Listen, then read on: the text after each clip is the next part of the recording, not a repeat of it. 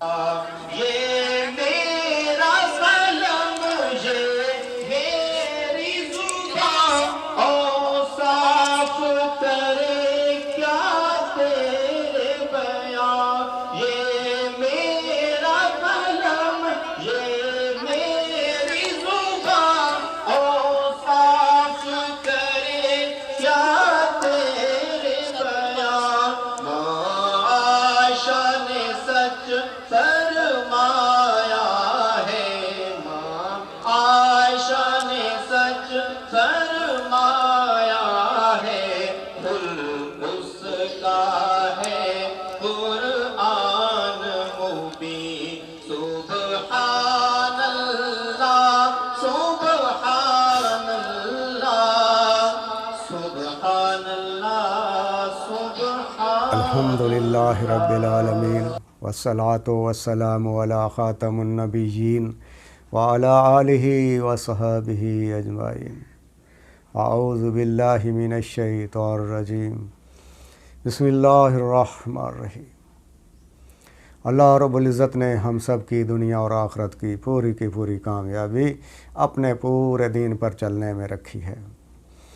یہ پورا دین ہم سب کی زندگی میں آئے گا حضور نبی کریم صلی اللہ علیہ وسلم والی مبارک محنت سے، اور حضور صلی اللہ علیہ وسلم کے مبارک سنت طریقوں پر چل کر ہم دنیا میں بھی اور آخرت میں بھی کامیاب ہو سکتے ہیں۔ دنیا عارضی ہے اور دنیا کی کامیابی بھی عارضی ہے۔ کامیابی ملک مال میں نہیں ہے، عزت اور شہرت میں نہیں ہے، نہ دولت میں ہے، نہ دنیا کی کسی چیز میں ہے۔ کامیابی ہے تو آخرت میں کے لیے ہے۔ آخرت کی کامیابی ہے جو جہنم سے بچا لیا گیا اور جنت میں داخل ہو گیا، وہ کامیاب ہے۔ اس دنیا میں رہ کر ہم نے اللہ رب العزت کو راضی کرنا ہے۔ یہاں حیثیت ہماری ایک مسافر کی سی ہے، اور اس دنیا کی مثال ایک خاردار جنگل کی سی ہے، جس میں سے ایک باریک پگڈنڈی ہے، اور وہیں سے ہم نے گزرنا ہے۔ اپنے دامن کو دائیں سے بھی بچانا ہے، بائیں سے بھی بچانا ہے، کہ کہیں اس جنگل کے خاردار کانٹوں میں الجھ نہ جائے۔ ماہ رمضان کا مبارک مہینہ آنے والا ہے۔ اللہ تعالیٰ کی رحمت اس مہینے میں بارش کی طرح برستی ہے۔ ہمیں نیت کرنی چاہیے، ہمیں عزم کرنا چاہیے کہ ہم اس ماہ رمضان کا حق ادا کریں گے، اور اللہ تعالیٰ سے توفیق مانگنی چاہیے۔ ماہ رمضان کے اندر ہمیں اپنے اعمال کو بڑھانا چاہیے، اللہ تعالیٰ کے احکامات پر اور نبی کریم صلی اللہ علیہ وسلم کے سنت طریقوں کے مطابق عمل کر کے، اور قرآن مجید کی کثرت سے ذکر اذکار کو بڑھا کر ماہ رمضان کے روزوں کا اہتمام کر کے، سحری اور افطاری کا اہتمام کر کے، اور اس میں اپنے ہمسایوں کو، غریبوں کو، مسافروں کو شامل کر کے، اور اسی طرح نبی کریم صلی اللہ علیہ وسلم پر کثرت سے درود شریف پڑھ کر، اور اپنے والدین، اپنے بوڑھے والدین کی خدمت کر کے ہم اللہ رب العزت کو راضی کر سکتے ہیں۔ اور اس کی اللہ تعالیٰ سے توفیق مانگ کر کہ انسان کمزور ہے، انسان بے بس ہے، مگر اگر اللہ تعالیٰ سے توفیق مانگی گئی تو یہ اعمال کرنے کوئی مشکل نہیں ہے۔ نبی کریم صلی اللہ علیہ وسلم کی ایک حدیث مبارکہ ہے ماہ رمضان کے حوالے سے۔ حضرت کعب بن عجرہ رضی اللہ تعالیٰ عنہ فرماتے ہیں کہ ایک مرتبہ نبی کریم صلی اللہ علیہ وسلم ممبر کے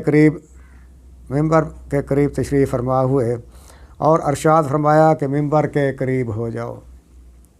ہم لوگ حاضر ہو گئے۔ جب حضور صلی اللہ علیہ وسلم نے ممبر کے پہلے درجے پر قدم رکھا تو فرمایا آمین۔ پھر دوسرے درجے پر قدم رکھا تو پھر فرمایا آمین. پھر تیسرے درجے پر قدم مبارک رکھا اور پھر فرمایا آمین. جب آپ صلی اللہ علیہ وسلم خطبہ سے فارغ ہوئے تو ہم نے عرض کیا یا رسول اللہ صلی اللہ علیہ وسلم، آج آپ نے منبر پر چڑھتے ہوئے ایسی بات کہی جو ہم نے پہلے کبھی نہیں سنی تھی.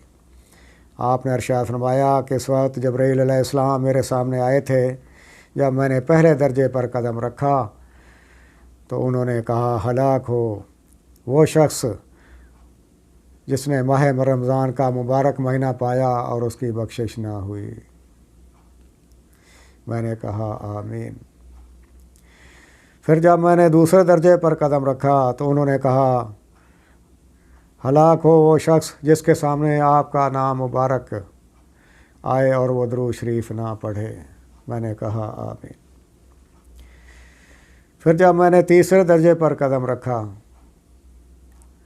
تو انہوں نے فرمایا کہ ہلاک ہو وہ شخص جس کے سامنے اس کے والدین یا ان میں سے کوئی ایک بڑھاپے کی حالت میں پہنچیں اور وہ ان کی خدمت کر کے ان کی اطاعت کر کے جنت کا مستحق نہ بن جائے.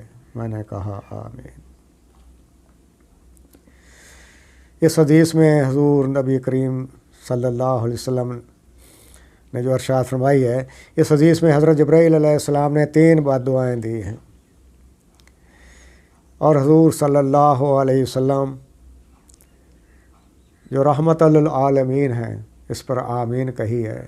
اس سے اس کی سنگینی کا اندازہ ہمیں کر لینا چاہیے اور توبہ استغفار سے اس کا ازالہ کرنا چاہیے اور ایک عزم اور ایک نیت کرنی چاہیے کہ جو گزر گیا اس پہ اللہ تعالی ہمیں معاف فرمائے اور آئندہ کے لیے ہمیں اس سے بچنے کی کوشش کرنی چاہیے. اول تو حضرت جبرائیل علیہ السلام جیسے مقرر فرشتے کی بد دعا ہی کیا کام تھی کہ اوپر سے حضور نبی کریم صلی اللہ علیہ وسلم نے ارشاد فرمایا کہ آمین. تو اس بد دعا کی سختی کے جتنی سخت بد دعا ہے اس کا اندازہ کر لینا چاہیے. اللہ ہی ہمیں اپنے فضل سے ان چیزوں سے بچنے کی توفیق عطا فرمائے اور ان برائیوں سے محفوظ رکھے، ورنہ ہلاکت میں کیا تردد ہے. یہ بات ہمیں ذہن میں بٹھا لینی چاہیے اور اس کو ہلکا نہیں سمجھنا چاہیے. یہ تینوں چیزیں ایسی ہیں جن کا اہتمام ہمیں ہر صورت میں کرنا ہے. ماہ رمضان میں ماہ رمضان کے حقوق ادا کر کے، عام حالات میں نبی کریم صلی اللہ علیہ وسلم پر کثرت سے درود شریف پڑھ کر اور اپنے والدین کا ساتھ حسن سلوک سے. حضرت عبادہ رضی اللہ تعالیٰ عنہ کہتے ہیں کہ ایک مرتبہ حضور صلی اللہ علیہ وسلم نے ماہ رمضان کے قریب ارشاد فرمایا کہ رمضان کا مہینہ آ گیا ہے جو بڑی برکت والا ہے.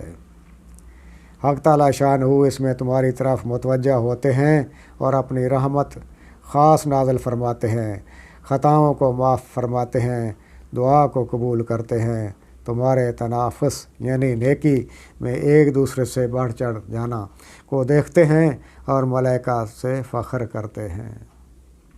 پس اللہ کو اپنی نیکی دکھاؤ،